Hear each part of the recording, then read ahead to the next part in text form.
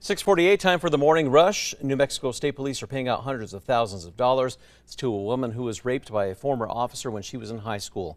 According to a lawsuit in 2019, then New Mexico State Police officer and Grants High School girls soccer coach Adrian Molina sexually assaulted one of his players. Now, State Police, they are now paying out $400,000 to the victim. We are seeing video of the moment an Albuquerque man is accused of stabbing and killing his coworker. Police say Ethan Shepard stabbed his coworker Justin Houston to death back in January. Shepard is now facing multiple charges, including murder. He's currently being held behind bars until trial.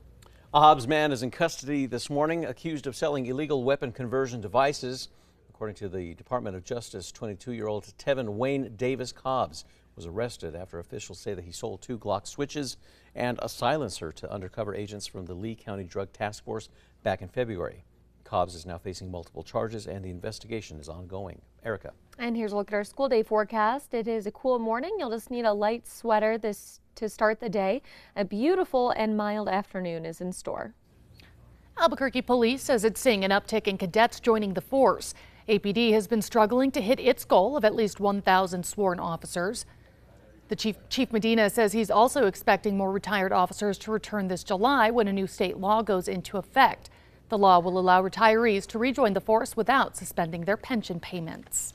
New Mexico's congressional delegation has now announced new funding to make the state's drinking water safer. $28.6 million is going to be put toward replacing lead pipes in multiple New Mexico communities. Now, the delegation says that the funding was made possible by the U.S. Environmental Protection Agency, along with the work to pass the landmark infrastructure law. The Centers for Disease Control is warning New Mexicans to be wary of a recent E. coli outbreak linked to organic walnuts sold here and in 18 other states. The walnut brand is Gibson Farms Incorporated Organic Walnut Halves and Pieces. E. coli symptoms include severe stomach cramps, diarrhea, and vomiting. The CDC says the symptoms develop 3 to 4 days after swallowing the bacteria. Erica.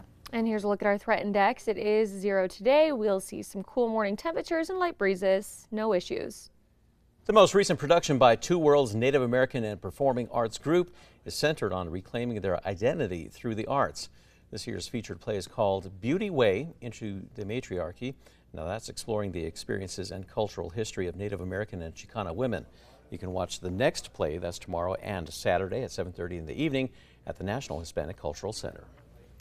A woman from Albuquerque is looking to keep winning big after making an appearance on Jeopardy. 28-year-old Waikiai Ranila, a modular engineer at Intel, was one of 3 contestants that appeared on last night's episode of Jeopardy. Ranila's win means the previous Jeopardy champion's 5-day winning streak has come to an end. You can keep watching her tonight at 6. The Red, White, and Balloons event is now coming back to the Balloon Museum this year. Along with the view of the fireworks show, guests can enjoy food trucks, games, live music, and a balloon glow at the museum. Tickets are already on sale for the event at a discount that's available through June the 4th. We have posted a link to more information at alwayson@krqe.com. Erica. All right, a check on traffic. The maps are clear, no accidents or slowdowns to report. And here's a look at the Big I. We are starting to see some backups on the exit ramps near the Big I. A local Airbnb is taking the guest experience to new heights this summer. The short-term rental company is bringing one of Disney Pixar's most iconic homes to life with a detailed recreation of the Up House. The house will be in the Red Rocks of Albuquerque, where guests can experience wilderness excursions and enjoy a house that defies gravity. The Airbnb listing is already live for stays starting in June. You have until 1 a.m. on May 15th to request a booking. Time now for the 5 facts. At number 5, a popular 4th of July event is coming back to the Balloon Museum this year. The Red, White, and Balloons event has been on hold since the pandemic, but this year it's back. Now, along with the view of the fireworks show, guests can enjoy food trucks, games, live music, and a balloon glow at the museum.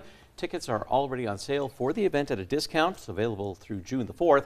We have a link to the more information at alwayson@krqe.com. At number 4, Albuquerque police say it's seeing an uptick in cadets joining the force. APD has been struggling to hit its goal of at least 1,000 sworn officers, but now the chief says the goal is close with 885 current sworn officers and more than 70 cadets waiting to join.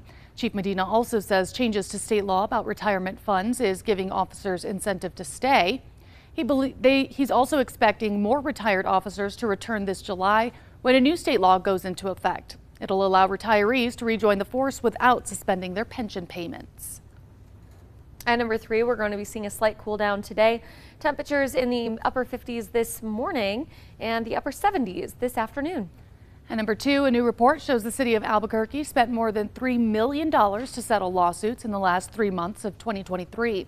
According to the quarterly report, about a quarter of that money went to people who were in crashes caused by city workers, including Albuquerque police officers.